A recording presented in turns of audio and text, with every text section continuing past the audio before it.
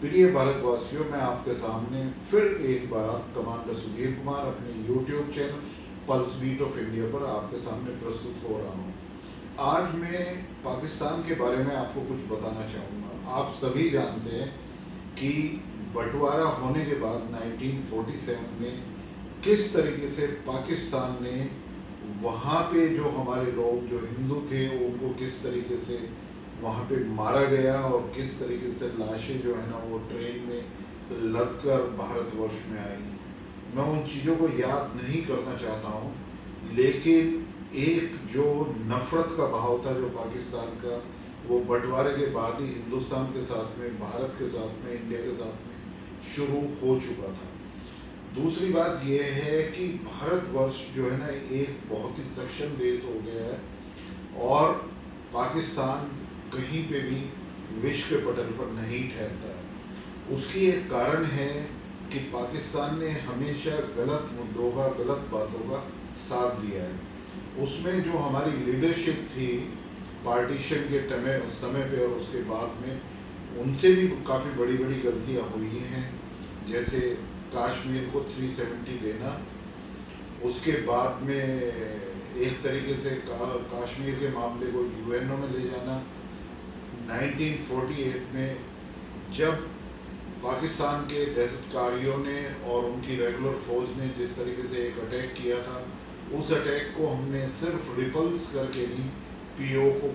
PoK Pakistan occupied का खोना, ये बहुत ही बड़ी एक कमी हमारी लीडरशिप की रही है।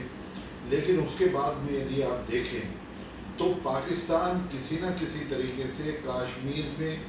एक तरीके से घुसपैठिया भेज के वहाँ पर अपने गलत तरीके से कुछ व्यापार धंधे करके और across the border line cross करके इन सभी चीज़ों में लिप्त रहा है कि वो हिंदुस्तान को किस तरीके से कमज़ोर कर सके या ये खून खराबा कर सके। ये उनका मकसद रहा है। अब उसके बाद आगे बढ़ें तो 1965 में इन्हीं सभी वजह से 1965 का वार हुआ और 1965 का वार यदि शुरू रहता तो मेरे ख्याल से और 2-4 दिन में जो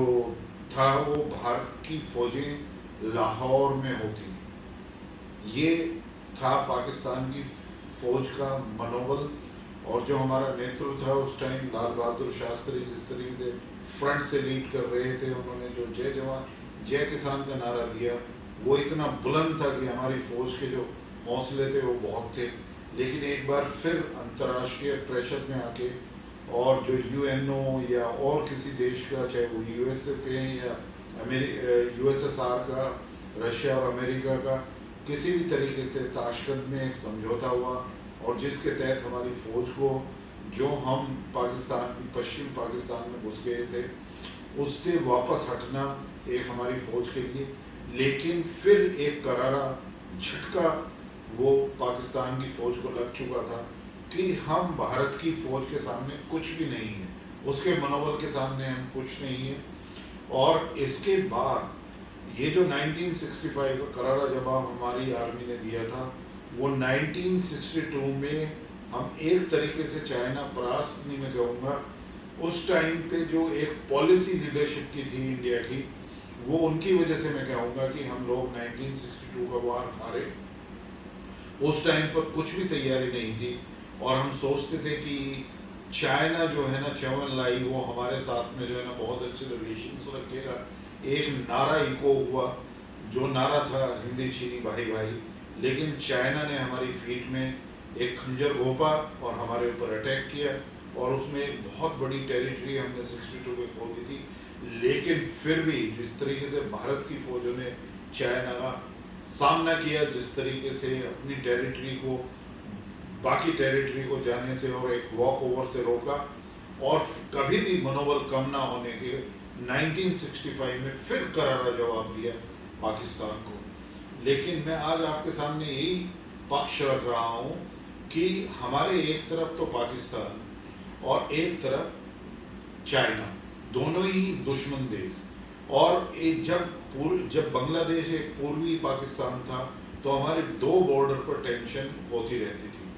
लेकिन अब क्या हुआ कि पाकिस्तान जो पश्चिम पाकिस्तान था वो जो बंगालीज थे पूर्वी पाकिस्तान के, उनके ऊपर डोमिनेट करना। और आपको पता है कि क्या रीजन थे किस उसमें 1971 वार हुआ। लेकिन देखिए पाकिस्तान ने किस तरीके से जेनोसाइड किया वहाँ पे, कितने बंगालीज, कितने पूर्वी पाकिस्तान के लोगों को मारा, कितने लोगों के साथ में उन्होंने व्याभिचार किया, रेप किए, ये आप सभी को विदित है। लेकिन मुक्ति वाहिनी सेना के साथ में जिस तरीके से भारतीय फौजों ने किया और विश्व का सबसे बड़ा सरेंडर वो पाकिस्तान की फौज से कराया, तो पाकिस्तान की फौज का ही मनोबल नहीं है, पाकिस्तान के पूरे पाकिस्तान का, वहाँ के जो राजनीतिज्ञ हैं या और जो लोग हैं, उनका मनोबल भारतवर्ष के खिलाफ वो बिल्कुल ही टूट गया। और वो हमेशा उसके बाद में 1971 वार के बाद में एक तरीके से उन्होंने समझ लिया कि भारत के खिलाफ हम लड़ाई नहीं लड़ सकते हैं, लेकिन भारत के खिलाफ जो उनकी हेट है उसका बदला लेने के लिए एक तरफ तो वो चीन की गोद में बैठ गए हैं, और दूसरी तरफ जो है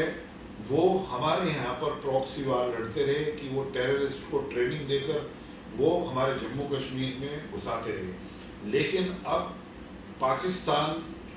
कहीं का भी नहीं रहा है। पाकिस्तान में जब हमारे भारत में जब एक डिसाइसिव लीडरशिप आ चुकी है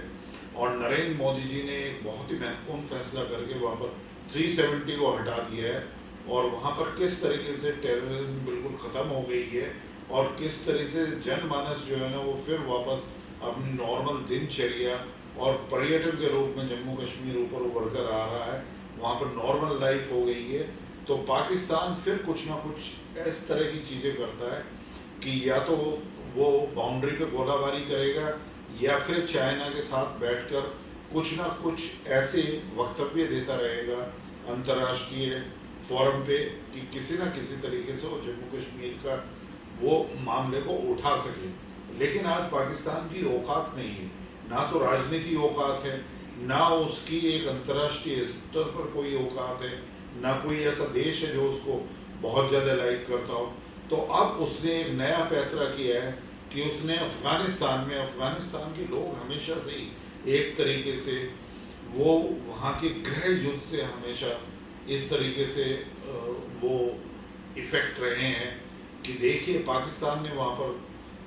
जब रशिया थी तो उन्होंने एक तरीके से एक फ्रंटियर फोर्स को तैयार किया, नॉर्थ फ्रंटियर फोर्स को वहाँ पर भेजा, और उसके साथ कुछ पाकिस्तानी रेगुलर आर्मी के लोग भी लड़ते थे। और अफ़गानिस्तान में कभी भी उन्होंने ये नहीं चाहा कि वहाँ पे शांति बैठे। आजकल वो तालिबान को पूरा सपोर्ट कर रहे हैं। तालिबान जो है ना वो अफ़गानिस्तान की जो इलेक्टेड गवर्नमेंट है, जो वहाँ की डिफेंस फोर्सेज है, उसके खिलाफ लड़ रहे हैं। इमरान खान का कोई भी अपना स्टैंड नहीं है, वो डेमोक्रेटिक इलेक्टेड एक प्राइम मिनिस्टर हैं, लेकिन चलती वहाँ पर फौज और आईएसआई की है, उससे बाहर वो कुछ नहीं। आईएसआई और फौज से अलग जो सबसे वहाँ पे इम्पोर्टेंट है वो हैं जिहादी ग्रुप, जो जिहादी लीडर्स हैं, जो टेररिज्म को बढ़ावा देते हैं, जो टेररिज्म की वहाँ पर ट्रेनिंग देते हैं, वो इसी तरीके से तालिबान को भी ट्रेनिंग देते हैं। तो एक तरफ से पाकिस्तान तालिबान का सपोर्ट कर रहा है, दूसरी तरफ से चाइना के जो विदेश मंत्री हैं उन्होंने भी तालिबान के साथ में हाथ मिला लिया है, और तालिबान के कुछ लीडरशिप जाके वो चाइना में उनसे मिली है।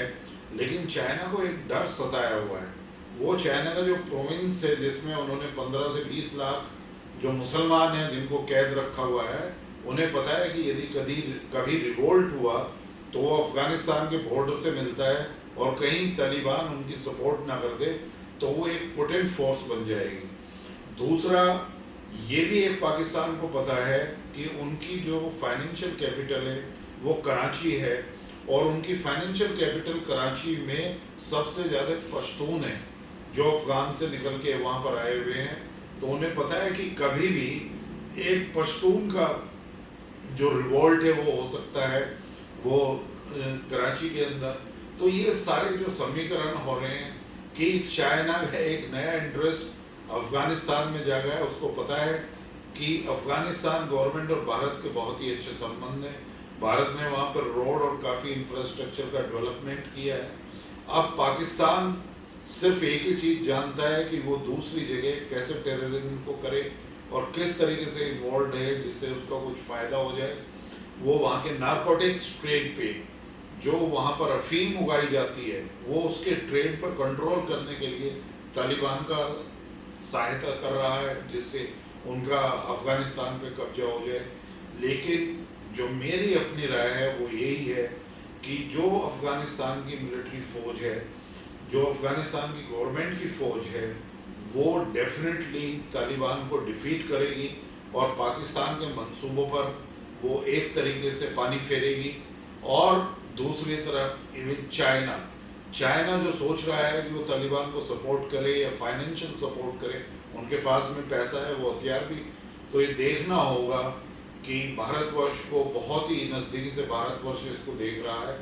और भारतवर्ष और अफ़गान के जो लोग हैं उनमें एक नेचुरल बॉन्डिंग है और वो बहुत ही शांति प्रिय लोग हैं। जब से अफ़गानिस्तान में मैं देख रहा हूँ कि किसी न किसी बाहरी देश का इंटरवेंशन है, और अब जिस तरीके से पाकिस्तान वहाँ के वो नहीं चाहता कि वहाँ पे अमन और शांति हो, तो ये बहुत ही डेप्लोरेबल है। और जिस तरीके से वो कहते हैं, चाइना के विदेश मंत्री तो यहाँ तक पहुँच गए हैं, उन्होंने कहा है कि तालिबान जो है ना वो सिर्फ एक लड़ने वाली फौज और सामरिक शक्ति नहीं है, वो एक तरीके से राजनीतिक शक्ति भी है। वो अफ़गानिस्तान में राज करने के लिए, और उसी सुर को जो उनके एक तरीके से प्रोडकी हैं, जो चाइना के इशारों पर चलते हैं, वही इमरान खान उसी तरह की आवाज़ बोल रहे हैं। और वो तालिबान को सिर्फ ट्रेन ही नहीं कर रहे हैं, मुझे पूरी उम्मीद है कि पाकिस्तान की कुछ रेगुलर आर्मी भी वहाँ पर वो तालिबान के साथ लड़ रही है, और पाकिस्तान उसको दूसरा उनको हथियार देने में और दूसरी चीज़ों में बहुत ही समर्थन कर रही है। लेकिन मैं ये बताना चाहूँगा हर एक भारतीय को कि पाकिस्तान एक तरफ, चाइना एक तरफ, हम दिखा चुके हैं कि जिस तरीके से पिछले 7 सालों में जो हमने डिफेंस प्रिपेयर्डनेस करी है, और इन सभी चीज़ों को ध्यान में रखते हुए हमारे जो आदरणीय प्रधानमंत्री हैं, जो उनकी टीम है, या रक्षा मंत्री हैं जो उनकी टीम है, और हमारी भारतीय फौजें वो निरंतर वो प्रशिक्षण करती रहती हैं, निरंतर वो उन सब हथियारों का एक्विजिशन कर रही है, उन हथियारों को प्राप्त कर रही है, इंडिजिनली मैन्युफैक्चरिंग में इन्वॉल्व है, जो हमें चाहिए। लेकिन मेरा आखिर यही है कि भारत को बहुत ही शक्तिशाली होना पड़ेगा। शक्ति ही एक देश के साथ में खड़ी होती है।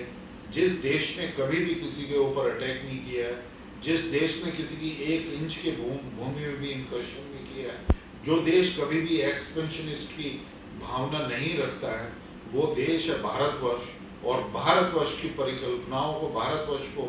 एक महान देश बनाने के लिए, भारतवर्ष को फिर से सोने की चिड़िया, आत्मनिर्भर और एवं एक तरीके से विश्व गुरु बनाने के लिए हमें ये बिल्कुल बहुत ही महत्वपूर्ण है कि हमारी जो आर्म फोर्सेस हैं वो हमेशा तैयार रहें, और उनको सुसज्जित किया जाए बेस्ट से बेस्ट वेपन वर्ल्ड के अंदर, या अपनी अब इंडिजिनस मैन्युफैक्चरिंग से। और मेरे ख्याल से उस तरफ हमारे जो आदरणीय प्रधानमंत्री हैं वो पूर्णतः उस तरीके से स्ट्रेटेजिक की तरीके से देख रहे हैं। तो मैं यही कहना चाहूँगा, पाकिस्तान कुछ भी बोलता रहे, उनके प्रधानमंत्री कुछ भी बोलते रहें, चाइना के विदेश मंत्री तालिबान के पक्ष में कुछ भी बोलते रहें, भारतवर्ष इन सभी चीज़ों पर निगाह रख रहा है, और हम बिल्कुल सक्षम हैं हर एडवर्सरी का सामना करने के लिए। भाइयों, दोस्तों, यदि आपको मेरा YouTube channel pulse beat of India पसंद आया हो, और ये जो वीडियो है, यदि ये टॉपिक आपको पसंद आया, तो आप इस पर जाकर लाइक करिए, और लाइक करने के बाद आप इसको सब्सक्राइब करिए, और अपने दोस्तों को बोलिए कि इसको सब्सक्राइब करें। मैं इसी तरीके से कमांडर सुधीर कुमार एक निष्पक्ष भावना से एक रिसर्च करने के बाद में आपको इन डेप्थ एनालिसिस, अब ऐसे जो सामरिक विषय हैं या अंतर्राष्ट्रीय विषय हैं या इंटरनल सिक्योरिटी के विषय हैं, वो आपके समक्ष प्रस्तुत करता रहूँगा। धन्यवाद।